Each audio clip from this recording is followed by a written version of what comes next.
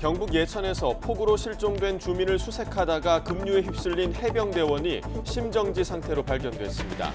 14명이 숨진 오송 지하차도 참사 원인을 밝히기 위해 지하차도 내부와 함께 제방에 대한 추가 합동 감식이 오늘 진행될 예정입니다. 어젯밤 부산에서 3층짜리 다세대 주택을 바치고 있던 축대 6m가량이 무너져 주민 28명이 긴급 대피했습니다. 집중호우 여파로 차질을 빚었던 KTX는 오늘부터 정상 속도로 운행됩니다. 윤석열 대통령이 우리나라에 기항 중인 미국의 전략 핵잠수함 SSBN의 승선에 한미는 북핵 위협에 압도적으로 결연히 대응할 것이라고 강조했습니다. 우리나라와 미국, 일본 북핵 수석 대표는 오늘 일본에서 만나 북핵 대응 방안을 논의합니다.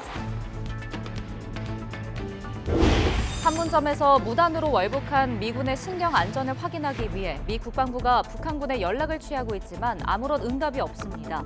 미국 언론들은 월북한 병사가 북한에 군사 정보를 넘길 가능성이 있고 북한은 협상 카드로 이용할 수 있다고 관측했습니다. 서울 서초구에서 1학년 담임을 맡고 있는 20대 초등학교 교사가 교내에서 숨진 채 발견돼 경찰이 수사에 나섰습니다. 서울 양천구 초등학교 교실에서 교사가 학생에게 폭행당해 전치 3주를 받은 사건과 관련해서는 교사들이 엄벌 탄원서를 제출했습니다.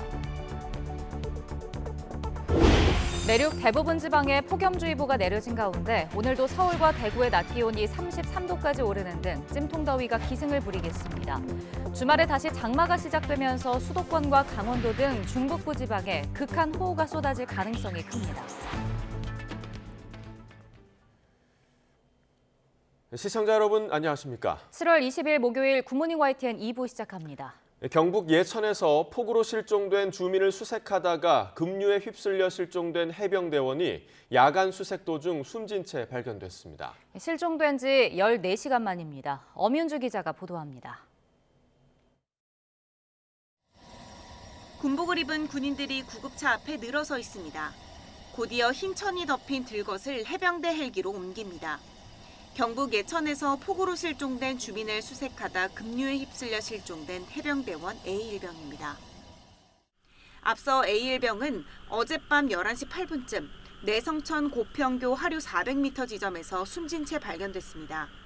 인력 270여 명과 장비 30대를 현장에 투입해 야간 수색을 벌인 지 4시간여 만입니다. 그 야간 수색하다가 드론이 발견했다 하는데. 심정지 상태였던 거죠, 발견 당시에? 그렇죠.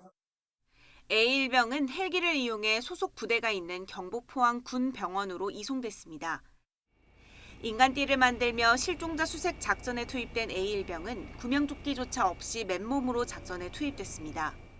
구명조끼 얼마나 한다고 그거 구명조끼 아니 그거 수상시키려고 무슨 이거 비싼 거가 쓴데 뭐 살인 아니면 이거 살인인데. 이와 관련해 군 수사기관은 정확한 사고 경위를 조사할 예정입니다.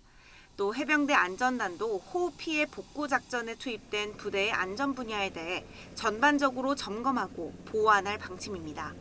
YTN 엄윤주입니다.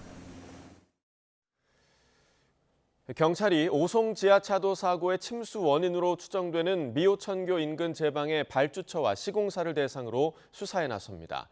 충북경찰청은 어제 임시 제방에 대한 1차 합동 감식을 통해 제방 설치가 적정했는지 수압을 이겨낼 수 있을 정도로 안쪽은 견고했는지 들여다보고 있다고 밝혔습니다. 그러면서 해당 공사를 담당한 행정중심 복합도시 건설청이 설계대로 임시 제방을 쌓은 게 맞는지 추가 조사에 나설 것이라고 덧붙였습니다. 경찰은 사고가 발생한 궁평 2 지하차도에 대한 합동 감식도 오늘 시작할 예정인 가운데 현재 진흙 등 토사를 제거하는 작업이 진행 중입니다.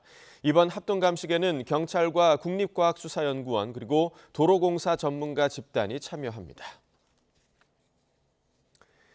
14명이 숨진 오송 지하차도 참사 원인을 밝히기 위한 충북경찰청 수사본부에 서울경찰청 전문 수사 인력이 보강됩니다. 경찰청 국가수사본부는 어제 오송 지하차도 수사본부장을 김병찬 서울경찰청 광역수사단장으로 교체하고 수사본부에 총경 2명과 서울청 강력범죄수사대 6개 팀 등 수사관 50명을 투입하기로 했습니다. 또 참사 직전 112 신고를 받고도 엉뚱한 곳에 출동하는 등 충북경찰의 부실 대응 비판이 일고 있는 가운데 충북경찰청장을 수사지휘에서 제외하고 국가수사본부에서 직접 수사 사항을 보고받아 수사의 공정성을 높이겠다는 방침입니다. 윤석열 대통령이 이번 집중호우로 큰 피해를 본 자치단체 13곳을 특별재난지역으로 선포했습니다. 일단 피해 조사가 마무리된 지역이 우선 포함됐고 다른 지역도 추가할 예정입니다. 이승배 기자입니다. 가능한 빠른 시일 내에 피해 지역을 특별재난지역으로 선포하고 복구 인력, 재난 관련 재원, 예비비 등 정부의 가용 자원을 모두 동원하겠습니다. 특별재난지역 선포를 서두르겠다고 강조했던 윤석열 대통령이 세부 명단을 발표했습니다. 이번에 선포된 자치단체는 모두 13곳입니다. 경북과 충남이 각각 4곳, 충북과 전북이 2곳씩, 그리고 세종시가 포함됐습니다. 대부분 집중호우로 피해가 컸던 지역들입니다. 예년 집중호우 때와 비교하면 피해 발생부터 선포까지 2주 정도 빠르게 결정됐습니다. 대통령실 관계자는 윤 대통령이 순방 때부터 총리와 긴밀히 소통하면서 특별재난지역 선포를 사전에 준비해 다른 때보다 빨리 결정할 수 있었다고 설명했습니다. 계속된 호우와 침수로 당장 피해 조사가 어려운 지역은 이번 발표 대상에선 빠졌지만 추가 지정 가능성은 열려 있습니다. 이번에 선포되지 않은 지역에 대해서도 피해 조사를 신속하게 마무리해서 선포 기준을 충족한 경우 특별재난지역으로 추가 선포할 계획입니다. 국고지원 기준금액의 2.5배를 초과하는 피해가 발생하면 특별재난지역으로 선포할 수 있는데 시군구는 50억에서 110억 초과, 읍면동은 5억에서 11억 원을 초과해야 합니다. 피해 복구비의 최대 80%가 국비로 지원되기 때문에 자치단체 입장에선 재정 부담을 덜 수 있습니다. 피해 주민들에게는 재난지원금과 세제 혜택, 전기 도시가스 요금 감면 등 간접적 혜택을 줍니다. 특히 올해부터는 재난 피해액 산정 대상에 농작물과 가축, 수산생물이 포함돼 국고 지원을 받을 수 있습니다. YTN 이승배입니다. 어젯밤 10시 10분쯤 부산 서구 암남동에 있는 3층짜리 다세대 주택을 받치고 있던 축대 6m가량이 무너졌습니다. 이 사고로 다친 사람은 없었지만 일대 주민 28명이 인근 주민센터 등으로 대피했습니다. 소방당국과 서구청은 최근 이어진 집중호우로 약해진 축대 한쪽이 무너진 것으로 보고 날이 밝는 대로 정확한 원인을 조사할 방침입니다. 전국을 강타한 집중호우 여파로 열차 운행이 엿새째 차질을 빚고 있는 가운데 이르면 오늘부터 운행이 단계적으로 정상화될 것으로 보입니다.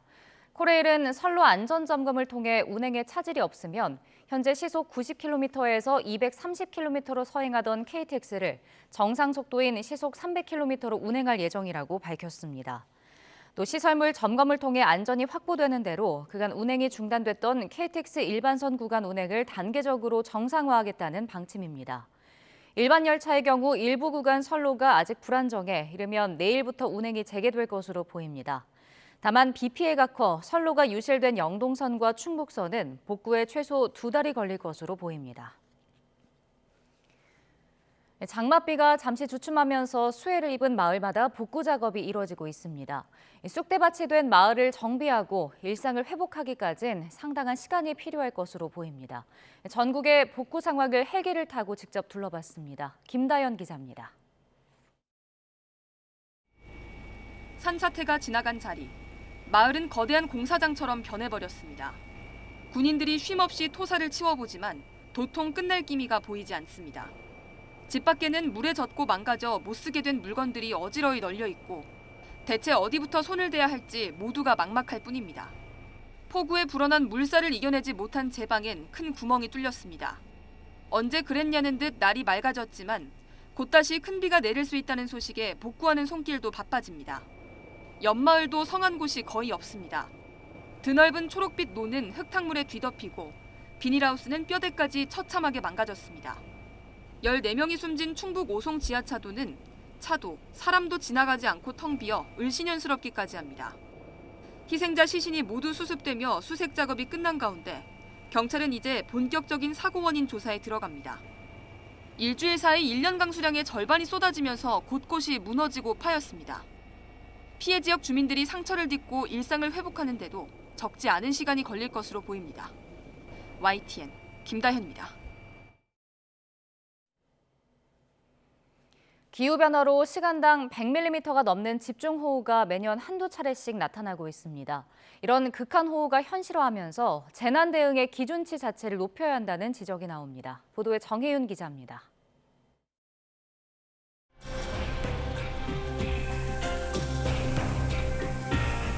2011년 우면산 산사태, 지난해 수도권 집중호우와 한 달 만에 찾아온 태풍 흰남노, 시간당 100mm가 넘는 기록적인 호우가 쏟아졌습니다. 올해는 장마 이후 20일 동안 전국 평균 강우량 500mm를 훌쩍 넘어 역대 최고를 기록하기도 했습니다. 이전에 볼 수 없었던 극한호우가 일상화하고 있는 겁니다. 최근 기후변화로 인해 남쪽으로부터 뜨거운 수증기가 북상하는 강도가 강해지고 찬 공기의 강도도 강해지고 있습니다.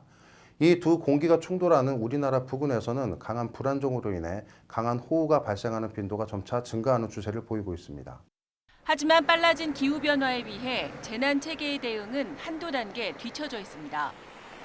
현재 국가 기반 시설은 대부분 강수량 100년 빈도에 맞춰 설계되어 있습니다. 서울 기준 시간당 100에서 110mm 정도입니다. 하지만 최근 비는 이 기준마저 훌쩍 뛰어넘습니다. 30에서 50년 빈도가 적용된 지방 하천은 그만큼 더 취약해 큰 비가 오면 범람이나 제방 붕괴를 우려할 수밖에 없습니다.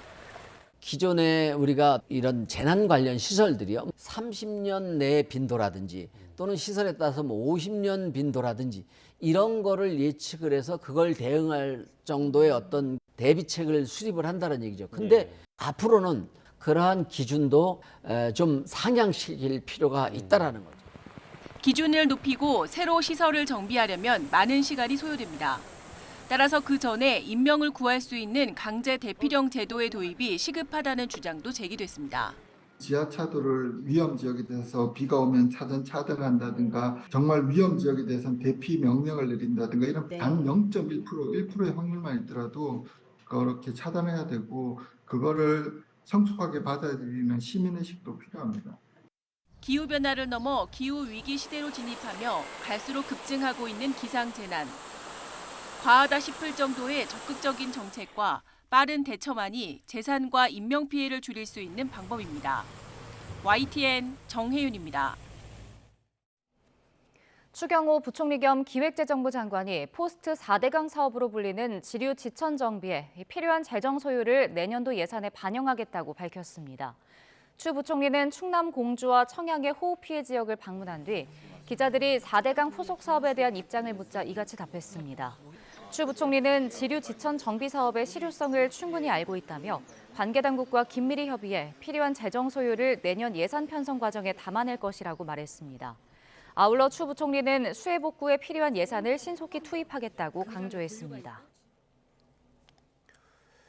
국민의힘 윤리위원회가 지난 주말 집중호우로 전국적인 수해가 발생한 가운데 골프를 쳐 비판을 받은 홍준표 대구시장에 대한 징계 절차 개시 여부를 결정합니다. 황정근 위원장을 비롯한 국민의힘 윤리위원들은 오늘 오후 4시 반부터 서울 여의도 중앙당사에 모여 지난번 회의에서 결정한 대로 홍 시장 관련 안건을 상정해 논의합니다.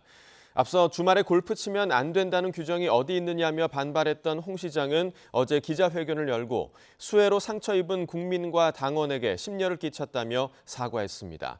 오늘 윤리위 회의에서는 또 당원들로부터 불법 정치 자금을 모은 혐의를 받는 김연아 전 의원의 징계 안건도 논의됩니다. 국회 상임위 회의 도중 가상화폐를 거래하는 등 이른바 코인 논란으로 국회 윤리특별위원회에 제소된 무소속 김남국 의원에 대한 징계 수위 윤곽이 오늘 드러날 것으로 보입니다. 국회 윤리특위 소속 윤리심사 자문위는 오늘 오후 회의를 열고 김 의원의 징계 수위를 결정할 예정입니다. 자문위가 징계 수위를 정하면 윤리특위는 이를 바탕으로 회의를 거쳐 징계안을 만들고 본회의에 올려 최종 표결 절차를 밟게 됩니다. 윤석열 대통령이 우리나라에 기항 중인 미국의 전략 핵 잠수함 SSBN을 직접 찾아 승선했습니다. 북한의 핵미사일 위협에 동맹의 압도적인 전력을 과시하며 경고장을 보낸 셈입니다. 임성재 기자가 보도합니다. 윤석열 대통령 부부가 42년 만에 우리나라에 기항한 미국의 전략 핵잠수함 SSBN 켄터키함 위에 올랐습니다. 외국 정상으론 처음으로 SSBN에 승선한 겁니다. 윤 대통령은 SSBN 내부에 들어가 성능 보고를 받기 전 미 전략자산의 정례적 전개로 북핵 위협에 압도적이고 결연히 대응할 것이라고 강조했습니다. 켄터키함의 전개는 미국의 전략자산을 정례적으로 전개하고 확장 억제 실행력을 강화하기 위한 한미 양국의 의지를 잘 보여주고 있습니다. 수중 배수량 18,750톤에 길이 170m, 폭 13m로 세계 최대 크기 잠수함 중 하나인 미 켄터키함. 물속에서 25노트, 시속 약 46km 이상으로 은밀히 항해할 수 있고 승조원 150여 명이 탑승합니다. 무엇보다 위협적인 건 20여 기나 적재할 수 있는 SLBM, 트라이던트2 탄도 유도탄입니다. 최대 사거리만 무려 12,000km로 한 기당 8개에서 14개 핵탄두를 장착할 수 있습니다. 사실상 미국 본토에서 북한 전역을 파괴할 수 있는 미사일을 발사할 수 있습니다. 이런 잠수함이 보란듯이 한반도에 기항한 건 북한에 보내는 경고장과 같습니다. To ensure any nuclear attack by the DPRK against the ROC would be met with a swift, overwhelming, and decisive response. 한미 핵협의그룹 NCG 첫 회의에서도 북한의 핵 공격은 정권 종말을 의미한다는 점을 분명히 한 상황. 군 당국은 켄터키함이 우리나라에 머무는 동안 미국 확장 억제 실행력 강화 방안을 논의할 예정입니다. YTN 임성재입니다. 우리나라와 미국, 일본, 북핵 수석 대표가 오늘 일본에서 만나 북핵 대응 방안을 논의합니다. 김건 외교부 한반도 평화교섭 본부장과 성김 미국 대북 특별대표, 후나코시 다케이로 일본 외무성 아시아 대양조국장은 나가노현 가루이자와에서 3국 북핵 수석 대표 협의를 진행합니다. 한미일 북핵 수석 대표의 대면 협의는 지난 4월 서울에서 열린 이후 약 석 달 만으로 최근 한반도 정세의 평가를 공유하고 대응책을 모색할 계획입니다. 특히 북한이 지난 12일 고체 연료를 사용한 대륙간 탄도미사일 화성 18형을 발사하는 데 이어 어제 단거리 탄도미사일을 발사하는 등 도발을 이어가는 상황을 규탄할 것으로 보입니다. 미군 핵 잠수함의 부산 입항에 맞춰 북한이 탄도미사일을 쏘아 올리고 중국과 러시아는 동해에서 대규모 군사훈련에 돌입했습니다. 또 중국은 공식 출범한 한미 핵협의그룹을 겨냥해 한반도 비핵화를 훼손하는 움직임이라고 비난했습니다. 베이징에서 강정규 특파원입니다. 중국 북해함대 소속 전함 5척이 러시아 해군과 연합훈련을 벌이기 위해 칭다오에서 출항했습니다. 목적지는 한일 양국의 앞마당인 동해입니다. 미군 핵잠수함이 부산에 기항할 무렵 중국 함대가 대한해협을 통과하는 모습이 일본 자위대에 포착되기도 했습니다. 러시아 태평양 함대 소속 대잠 구축함 등 8척도 약속한 해역에서 합류했습니다. 我们注重新型指挥信息系统的运用，提高中俄双方态势共享能力。 양국 공군 전력은 러시아 블라디보스토크 기지에 집결했습니다. 이번에도 한일 방공식별구역을 넘나들며 무력 시위를 벌일 가능성이 농후합니다. 中方空中兵力正按计划区分多个空运梯队和空转梯队向预定机场集结。 29일까지 대규모 훈련이 예고된 가운데 북한은 양국 전함이 모여 있는 동해로 미사일을 쐈습니다. 사전 조율이 없었다면 매우 위험한 군사행동입니다. 중국은 이번에도 북한을 두둔하며 공식 출범한 한미 핵협의그룹에 화살을 돌렸습니다. 有关方借半岛问题谋求地缘私利，加剧地区紧张，破坏半岛无核化，相关动向令人担忧。 북한이 전승절 70주년으로 기념할 예정인 오는 27일 휴전협정일까지 한미일 대 북중러 군사 대립 구도는 더욱 뚜렷해질 전망입니다. 베이징에서 YTN 강정규입니다. 판문점에서 북한으로 넘어간 미군의 신병 안전을 확인하기 위해 미 국방부가 북한군에 연락을 취하고 있지만 아무런 응답이 없습니다. 미국 언론들은 북한이 월북한 미군을 협상 카드로 이용할 수 있다고 관측했습니다. 워싱턴에서 권준기 특파원이 보도합니다. 판문점을 함께 견학한 관광객 사진에 찍힌 트래비스 킹의 뒷모습. 군사 분계선을 향해 뛰어가는 모습에 일행들은 모두 장난인 줄 알았습니다. That there was a guy dressed in black running very, very fast towards sort of in a curved line towards the North Korean border. This must be some kind of joke. Maybe he has a friend who's filming it for TikTok. 미국 위스콘신주에 사는 킹 이병 가족들은 더 발전하기 위해 자진입대한 아들이 월북할 리 없다고 말했습니다. I don't think he was just ran out there like that. I can't see that. You know, and my daughter said the same thing too. She said that don't seem like my son. You know. 미국 송환을 위해 공항까지 호송됐던 킹 이병이 어떻게 판문점 견학에 참여했는지는 여전히 의문입니다. 미국 언론은 호송 인력이 따라갈 수 없는 공항 세관에서 도망친 것 같다고 전했습니다. 킹 이병의 북한에서의 신병 안전은 아직 확인되지 않았습니다. 북한 인민군은 미 국방부 호출에 아무런 응답도 없는 상태입니다. Pentagon reached out to counterparts in the Korean People's Army. My understanding is that those communications have not yet been answered. 자발적으로 월북한 킹이 송환을 원하겠느냐는 질문에 백악관은 가정적으로 답하지 않겠다며 안전한 귀환을 위해 최선을 다하겠다고 밝혔습니다. I'm just not going to get into hypotheticals from here. Our commitment is to do everything that we can to actively work to ensure that his safety and that he returns. CNN 방송은 킹 이병이 1982년 이후 군사 분계선을 넘어 북한으로 도주한 첫 미군이라며 군 정보를 북한에 넘길 가능성이 있다고 보도했습니다. 또 북한 입장에서는 킹 이병이 최고의 협상 카드가 될 수 있다며 선전 목적으로 이용할 수도 있다고 관측했습니다. 워싱턴에서 YTN 권윤기입니다.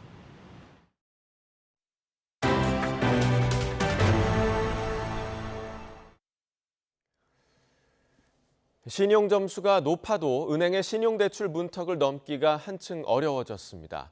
연체율이 오르면서 은행들이 심사를 강화하는 등 건전성 관리에 비상이 걸렸기 때문입니다. 김지선 기자가 보도합니다. 유동성 위기로 돈 구하기 어려웠던 지난해 11월. 5대 시중은행에서 신용대출을 받은 사람들의 평균 신용 점수는 899.4였습니다. 이 점수가 지난 5월 922.6으로 20점 넘게 뛰었습니다. 신용이 900점이 넘어도 돈을 못 빌리거나 높은 금리를 적용받아야 하는 겁니다. 새마을금고 사태 때문에 뱅크런 우려도 좀 커지고 있고 점수로 치면 한 2등급, 신용등급 3등급도 대출 이율을 높이거나 아니면 좀 안 해주려고 문턱을 좀 높이는 것 같습니다. 은행권의 가계신용대출 평균 신용점수는 줄곧 상승세입니다. 정책 금융상품 취급이 늘며 잠깐 내려오나 싶었는데 최근 연체율이 오르자 은행이 보수적인 대출 기조로 돌아선 겁니다. 특히 신용대출의 경우 주택담보대출보다 연체율이 높고 상승 속도도 빨라 건전성 관리에 경고 등이 켜졌습니다. 은행권에서는 연체율 관리가 중요한 이슈로 떠오르고 있어 저신용자에 대한 대출 심사를 강화할 경우 전체 대출자의 평균 신용 등급과 점수가 상승할 수 있습니다. 중저신용자는 제2금융권으로 밀려나거나 아예 대출 자체가 어려울 수 있습니다. 이에 따라 돈이 시급한 경우 불법 사금융을 찾을 위험이 한층 커질 수밖에 없습니다. YTN 김지선입니다. 삼성전자가 카드사들을 상대로 삼성페이 수수료를 받지 않기로 했습니다. 삼성전자는 삼성페이 수수료 무료를 결정했으며 국내 카드사들과 재계약 예정이라고 밝혔습니다. 다만 카드사와의 세부 계약 기간과 조건 등은 비공개 사항이라며 밝히지 않았습니다. 앞서 삼성전자는 지난 5월 국내 카드사에 삼성페이 관련 기존 계약을 연장하지 않겠다고 통보해 애플페이에 이어 수수료 유료화 수순을 밟는 것 아니냐는 전망이 제기됐습니다. 수많은 승객이 이용하면서 지옥철 별명이 붙은 김포 골드라인뿐만 아니라 신림선과 우이신설선 등 서울의 다른 경전철에서도 출퇴근 시간 혼잡 문제가 심각합니다. 수도권에 거주하는 직장인들은 매일 열차에 올라타며 안전사고를 걱정할 수밖에 없는데요. 권준수 기자가 현장에 다녀왔습니다. 서울 관악구에서 금융 중심지인 여의도까지 한 번에 갈 수 있는 신림선. 아침 8시가 조금 넘은 시각 2호선으로 갈아탈 수 있는 신림역 승강장은 말 그대로 발 디딜 틈이 없습니다. 이미 꽉 찬 열차에 올라타려면 다른 승객들 사이를 힘겹게 비집고 들어가야 하는 경우가 많습니다. 신림선 열차는 다른 경전철보다 입구와 내부가 좁아서 타는 것도 서서 가는 것도 쉽지 않습니다. 출퇴근 시간에 사람이 너무 많아가지고 막 껴있는 데가 많은 것 같아요. 서울 북동부를 이어주는 경전철 우이신설선의 퇴근 시간 상황도 비슷합니다. 쫓기는 시간이 좀 많이 있죠. 요 시간대하고 오전 이제 7시에서 9시 사이 굉장히 복잡한 혼잡을 일으키는 거죠, 그게. 2칸짜리 미니 열차인데다 승강장도 넓지 않아서 열차를 기다리는 줄이 에스컬레이터 바로 앞까지 이어집니다. 승강장에 사람들이 꽉 차다 보니 내려오는 에스컬레이터는 아예 운행을 멈추고 계단처럼 쓰고 있습니다. 성신여대 입구역과 보문역 등 환승역에서는 승객끼리 몸을 부대끼며 고성이 오가는 일도 잦습니다. 서울시 조사 결과 우이신설선과 신림선에서 가장 붐비는 정릉역과 서울지방병무청역의 혼잡도는 150% 수준. 정원이 100명인 열차에 150명이 탄다는 뜻입니다. 김포 골드라인 280%, 9호선 200%와 비교하면 나아 보이지만 붐비기로 서울에서 세 손가락 안에 드는 신도림역보다 혼잡도가 높습니다. 그러나 열차 칸수에 딱 맞춰 승강장을 설계한 거라서 혼잡도를 해결하기 위해 열차를 더 늘릴 수도 없는 실정입니다. 대규모 시설을 증설하려면 매사는 말할 것도 없고 다시 하는 거나 거의 같은 수준으로 될 거 아니겠어요? 장래 확장에 대비할 수 있는 것을 생각해야 된다는 거죠. 심지어 두 경전철은 기관사 없이 무인으로 운행돼 안전사고에도 취약합니다.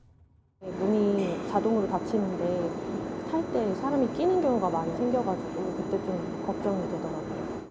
애초에 성급히 경전철을 시공하다 보니 수요 예측에 실패했고 결과적으로 시민 안전과 편의는 뒷전으로 밀린 것이 아니냐는 비판이 나옵니다. YTN 권준수입니다. 서울의 한 초등학교 교사가 교내에서 숨진 채 발견돼 경찰이 수사에 나섰습니다. 서울시 교육청은 그제 오전 서초구의 한 초등학교에서 1학년 담임을 맡고 있는 20대 교사가 교내에서 숨진 채 발견됐다고 밝혔습니다. 그러면서 사망 원인은 아직 파악이 끝나지 않았다며 학교 구성원의 심리 정서 안정과 학교의 정상적인 교육 활동을 위한 지원 조치를 모색 중이라고 설명했습니다. 이에 대해 교사노동조합연맹은 성명서를 내고 해당 교사가 1학년 담임과 학교 폭력 업무를 담당한 것으로 알려졌다며 교육당국과 경찰당국에 성역 없는 진상조사와 수사를 촉구했습니다. 서울의 한 초등학교 교사가 학생에게 폭행을 당해 전치 3주 진단을 받은 데 대해 교사들이 엄벌 탄원서를 제출했습니다. 서울교사노조는 지난달 30일 서울 양천구의 한 초등학교 6학년 교실에서 담임 교사가 제자에게 무차별 폭행을 당해 전치 3주의 진단이 나왔지만 피해 교사 치유와 교권 회복 조치가 제대로 진행되고 있지 않다고 비판했습니다. 가해 학생은 정서행동장애 학생으로 특수반 수업을 듣고 있었는데 지난 3월에도 한 차례 해당 교사를 폭행했던 것으로 전해졌습니다. 전세보증금을 돌려주지 않을 목적으로 처음부터 파산을 계획했던 공인중개사 일당이 경찰에 붙잡혔습니다. 이들에게 피해를 본 세대만 150여 세대고 떼인 보증금은 300억 원이 넘습니다. 보도에 윤태인 기자입니다. 가정집에 들어와 남성의 신원을 확인한 경찰. 곧이어 임대차 계약서와 컴퓨터 저장 장치를 압수하겠다고 알립니다.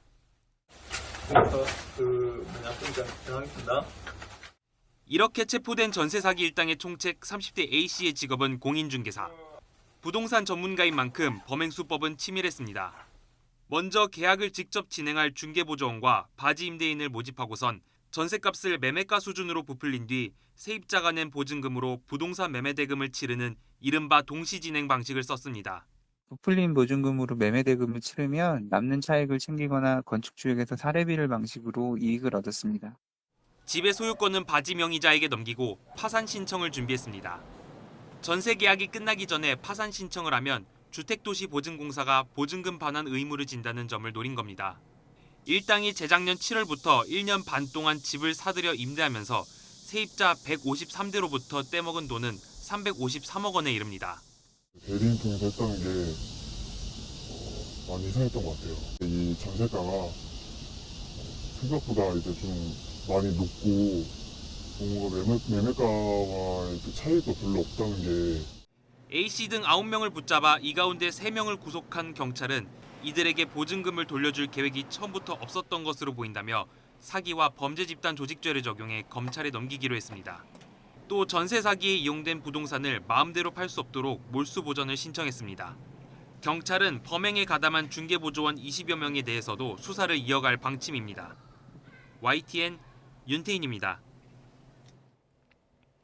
부동산 중개 플랫폼을 이용해 5천억 원대 전세 사기를 저지른 일당이 검찰의 무더기로 넘겨졌습니다.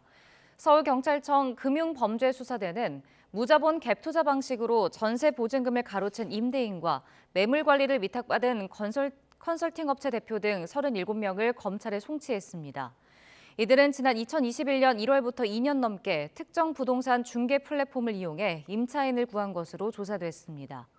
회원제로 운영되지만 공인중개사가 아니어도 글을 올릴 수 있는 이 플랫폼은 리베이트 금액이 공공연하게 올라와 있거나 전세 사기에 이용되는 키워드 공유가 가능해 일종의 허브 역할을 한 것으로 파악됐습니다.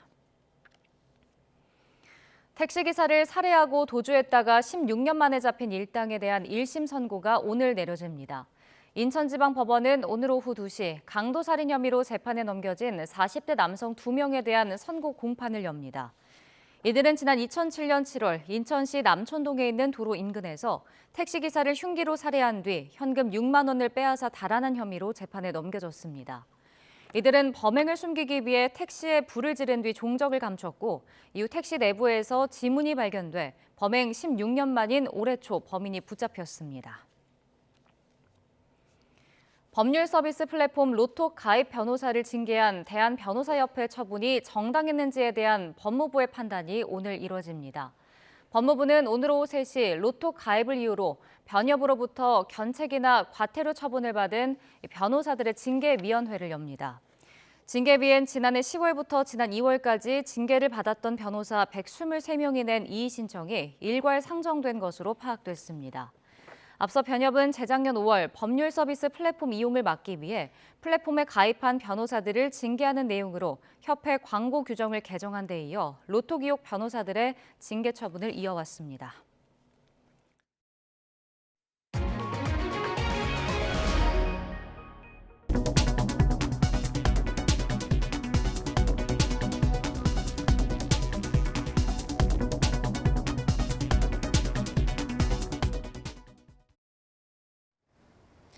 장마가 쉬어가는 사이에 무더위가 기승을 부리고 있습니다. 오늘은 어제보다 더위의 기세가 한층 더 강해지겠는데요. 현재 전국 대부분 지역에 폭염특보가 내려진 가운데 오늘 서울의 한낮 기온은 33도까지 치솟겠고요. 체감하는 더위는 이보다 더 심하겠습니다. 오늘 나오실 때는 통풍이 잘 되는 시원한 옷차림을 해주셔야겠습니다. 오늘도 전국적으로 맑은 하늘이 함께하겠습니다. 다만 아침까지 중부 내륙과 남부 해안을 중심으로는 안개가 짙게 끼겠습니다. 오후에는 대기 불안정이 심해지며 강원과 남부 내륙에 소나기가 지나겠는데요. 비의 양은 5에서 40mm로 내리는 동안 돌풍과 벼락을 동반하기도 하겠습니다. 현재 기온 살펴보면 서울이 24도, 대전이 23.1도를 나타내고 있습니다. 낮 기온은 서울과 춘천, 광주와 대구 모두 33도까지 오르겠고요. 그 밖의 지역도 체감 온도가 33도를 웃도는 곳이 많겠습니다. 내일도 무더위 속에 내륙을 중심으로는 소나기가 지나겠고요. 주말에는 다시 장마 전선이 북상해서 전국에 많은 비를 뿌릴 전망입니다. 오늘 낮 동안 전국의 자외선 지수는 매우 높음에서 위험 수준까지도 치솟겠는데요. 장시간의 야외 활동은 조금 자제해 주시고요. 나오신다면 자외선 차단제를 꼼꼼히 덧발라 주셔야겠습니다. 지금까지 YTN 신미림입니다.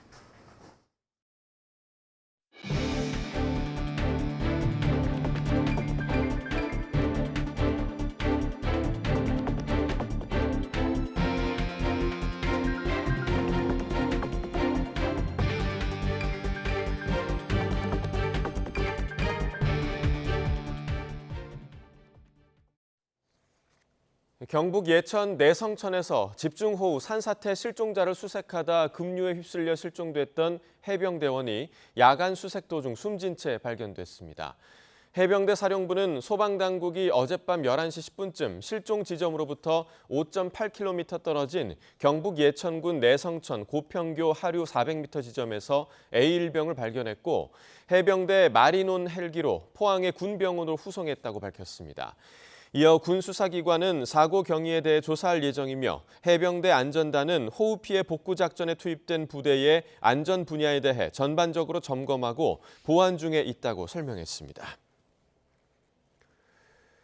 수도권에는 올 여름부터 시간당 50mm 이상의 물폭탄이 쏟아지면 극한 호우 재난 문자가 발송됩니다.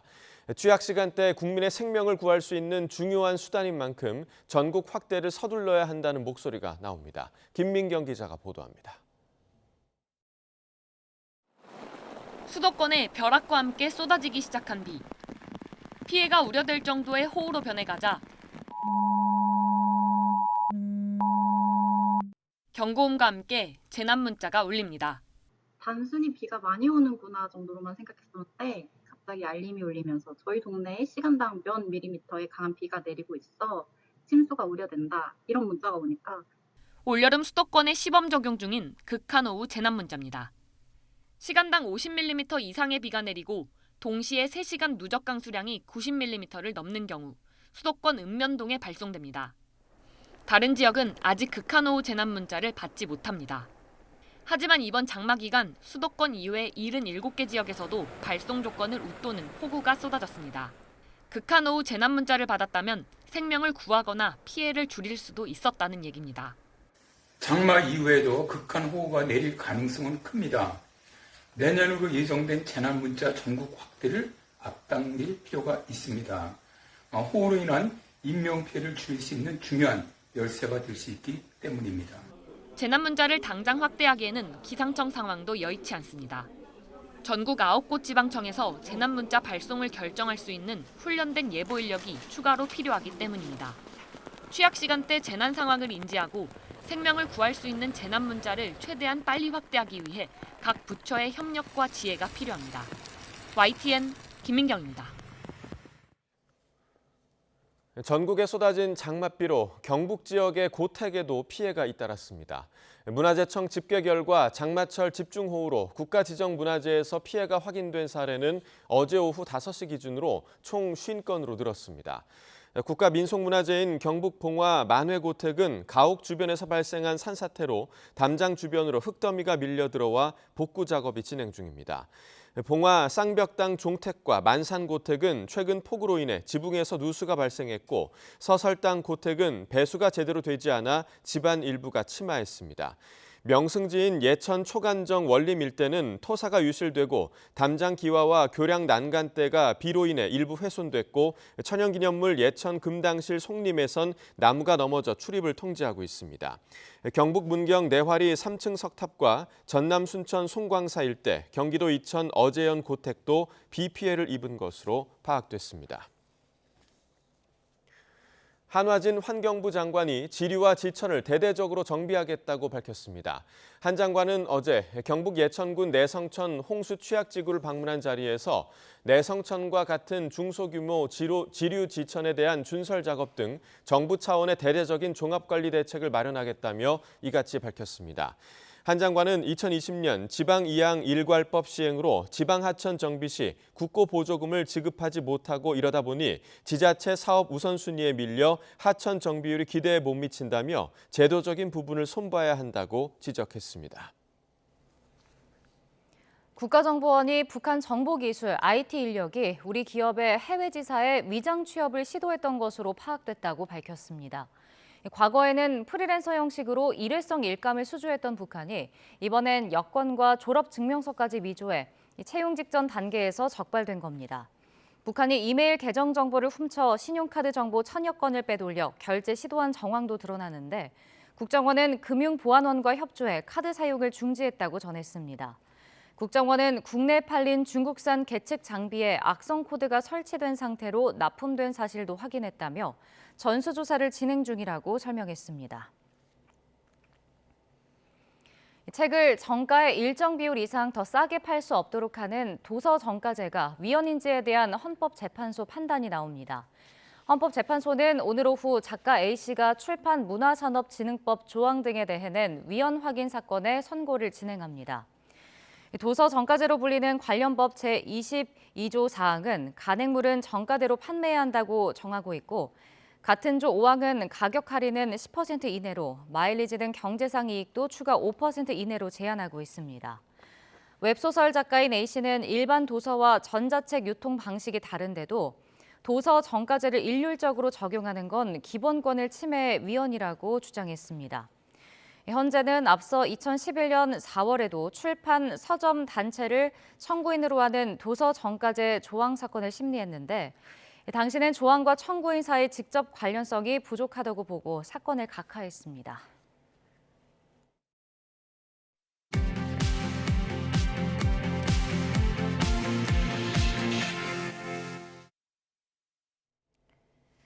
이 시각 세계는입니다. 판문점에서 무단으로 월북한 미군 병사 트래비스 킹이 북한에 군사정보를 넘길 가능성이 있다고 CNN이 보도했습니다. CNN은 킹 이병이 사병으로서 최고 수준의 정보에 접근했을 것 같진 않지만 미군 부대에 있었다는 것만으로도 기지 배치와 병력 수 같은 정보를 제공할 수 있다고 전했습니다.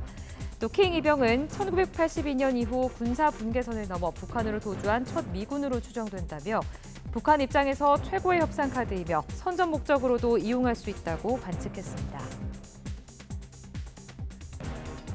북한이 최근 발사한 대륙간 탄도미사일이 미국 본토에 닿을 수는 있지만 판도를 바꾸는 게임 체인저가 되진 못할 것이라고 존 아퀼리노 미 인도태평양 사령관이 말했습니다. 아퀼리노 사령관은 에스펀 안보포럼 대담에서 북한의 고체 연료 ICBM 발사와 잠재적인 7차 핵실험 모두 게임 체인저라고 생각하진 않는다고 밝혔습니다. 미국 정부는 우크라이나에 13억 달러, 약 1조 6천억 원 규모의 무기와 군사 장비를 추가 지원한다고 밝혔습니다. 미 국방부는 현지 시간 19일 이번 지원은 중장기적으로 우크라이나 영토를 방어하고 러시아의 침략을 억제하기 위해 우크라이나군의 지속적인 역량을 구축하기 위한 것이라고 밝혔습니다. 국제형사재판소 ICC의 체포영장이 발부된 블라디미르 푸틴 러시아 대통령은 다음 달 남아프리카 공화국에서 열리는 브릭스 정상회의에 직접 참석 대신 화상회의 참석을 선택했습니다. 드미트리 페스코프 크렘린궁 대변인은 푸틴 대통령이 화상회의 방식으로 브릭스 정상회의에 참여하기로 결정했다며 푸틴 대통령이 전적으로 참여하고 라브로프 장관이 회의에 출석할 것이라고 밝혔습니다. 후쿠시마 오염수 방류를 앞두고 중국 세관이 일본산 수입 수산물에 대해 전면적인 방사선 검사를 개시한 것으로 알려지자 일본 정부가 중국 측에 과학적 근거에 따라 논의하고 수입 규제를 철폐하라고 촉구했습니다. 일본 정부 대변인은 마스노 히로카츠 관방장관은 기자회견에서 현재 일본에서 중국으로 수출되는 수산물과 관련해 정부가 상세한 상황을 확인하고 있다고 밝혔습니다. 지금까지 이 시각 세계는이었습니다.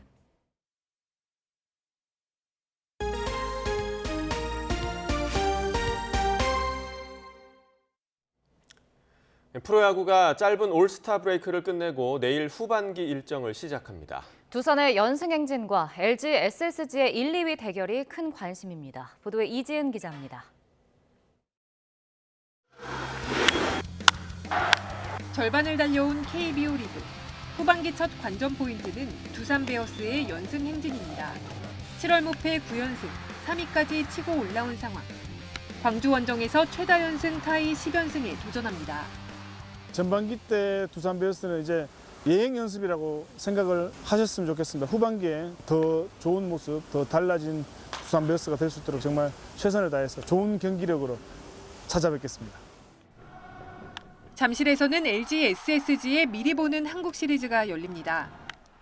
전반기 엎치락 뒤치락 끝에 2.5게임 차로 SSG를 따돌리고 선두를 달리는 LG. 시즌 전적도 6승 2패로 앞서고 있습니다. SSG는 홈런 선두 최정과 에레디아의 복귀로 전력을 보강하고 추격에 시동을 겁니다. 타격은 좋아지고 있고 그리고 투수들이 조금 지금 선발들이 사실 조금 힘든 시기를 지금 보내고 있는데 다시 한번 준비 잘해서 선발들이 조금 힘내면 후반기에도 좀 좋은 모습으로 경기를 할 거라고 저는 생각하고 있습니다. 2강 7중 1약 구도에서 혼전의 중위권 싸움도 계속됩니다. 렉스와 스트레일리를 떠나보내고 구드럼과 윌커슨을 영입하는 승부수를 던진 롯데는 7연패에 빠진 키움과 맞붙습니다. 여름 들어 무서운 기세로 반등 중인 8위 하나는 홈에서 NC 에이스 패디를 상대하고 꼴찌 삼성은 KT와 만납니다. YTN 이지은입니다. 32개 나라가 출전해 여자 축구 세계 최강팀을 가리는 여자 월드컵이 오늘 오후 뉴질랜드와 노르웨이의 개막전을 시작으로 한 달간의 열전에 돌입합니다. 사상 처음으로 호주와 뉴질랜드 두 나라가 공동 개최하는 이번 월드컵에서 H조에 속한 우리나라는 25일 조별 예선 첫 경기를 치릅니다. 콜린 벨 감독이 이끄는 우리 대표팀은 콜롬비아와 모로코, 독일과 차례로 조별 예선 경기를 갖는데 조 2위를 확보해야 16강에 진출할 수 있습니다. 사람처럼 비행 조종 매뉴얼을 읽고 이해해 항공기를 직접 조종할 수 있는 파일럿 로봇이 개발됐습니다. 현재는 시뮬레이터 수준에서 작동하지만 5년 안에 사람을 대체 군용 항공기 조종 등 실용화도 가능할 전망입니다. 보도에 양회영 기자입니다. 항공기 조종석에 앉은 로봇이 팔을 뻗어 스위치를 올립니다. 계기판 화면이 켜지자 손가락을 움직여 시동을 걸고 조종관을 움켜줍니다. 비행 준비를 마친 로봇은 이륙을 시도하더니 조종관을 좌우로 움직이며 비행을 시작합니다. 국내 연구진이 개발한 인간형 파일럿 로봇 파이봇입니다. 파이봇은 키 165cm의 인간형 휴머노이드로 장착된 6대 카메라를 이용해 팔과 손, 다리를 움직입니다. 특히 인공지능이 적용돼 일반 언어로 된 비행 조종법은 물론 전 세계 항공 차트, 비상대처 매뉴얼 등을 파일 형태로 읽고 이해하며 조작합니다. 조작을 위해서는 로봇의 손이 그 작은 버튼을 누를 수 있을 정도의 정밀한 3차원 정보가 제공이 돼야 됩니다. 그래서 지금 저희 카메라로는 상황 인식뿐만이 아니고 제어에 필요한 3차원 정보를 실시간으로 제공하는 역할을 하고 있습니다. 현재 항공기 내 소프트웨어 형태로 있는 오토파일럿은 인간 조종사가 직접 켜고 작동시켜야 하지만 파이봇은 조종석 개조 없이도 어느 항공기에나 앉혀 사람처럼 직접 조종할 수 있습니다. 비행 중 시동이 꺼지는 비상 상황이 발생하면 파이봇은 즉각적으로 상황을 인지하고 시동을 다시 켜는 등 빠른 상황 대처가 가능합니다. 파이봇은 현재 비행 조종 시뮬레이터에서 시동과 활주로 이동, 이착륙 순항 등 항공기 조종에 필요한 모든 과정을 수행하는 데 성공했습니다. 회사는 아직까지는 개발 단계로서 사람을 완벽하게 대체할 수는 없지만 저희가 좀 더 기술을 개발해서 로봇의 신뢰성과 정확성이 올라간다면 언젠가는 인간 조종사를 보조하거나 대체하는 데까지 가는데 한 5년 정도는 걸릴 수 있을 것 같습니다. 연구팀은 파이봇이 개발 초기인 만큼 로봇의 정밀도와 반응 속도를 높이고 몸체를 경량화하는 등의 후속 연구를 이어갈 계획입니다. 또한 개발한 기술은 항공기 조종뿐 아니라 자동차나 탱크 등의 조종에도 활용할 수 있다고 설명했습니다. YTN 사이언스 양회영입니다.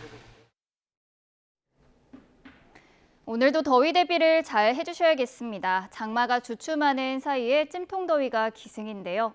현재 전국 대부분 지역에 폭염특보가 내려진 가운데 오늘 서울의 한낮 기온은 33도, 광주와 대구도 33도 선까지 치솟겠고요. 그 밖의 지역도 체감 온도가 33도를 웃도는 곳이 많겠습니다. 오늘도 전국이 대체로 맑겠지만 아침까지 곳곳에는 안개가 짙게 끼겠고요. 낮 동안에는 자외선이 무척 강하겠습니다. 또 오후에는 대기 불안정이 심해지며 강원과 남부 내륙에 요란한 소나기가 지나겠는데요. 비의 양은 5에서 40mm로 돌풍과 벼락을 동반하기도 하겠습니다. 내일도 무더위 속에 내륙 곳곳에는 소나기가 지나겠고요. 주말부터는 다시 전국에 장맛비가 내릴 전망입니다. 지금까지 날씨 정보였습니다. 굿모닝 YTN 2부 마칩니다. 잠시 후 6시 50분 3부에서 뵙겠습니다.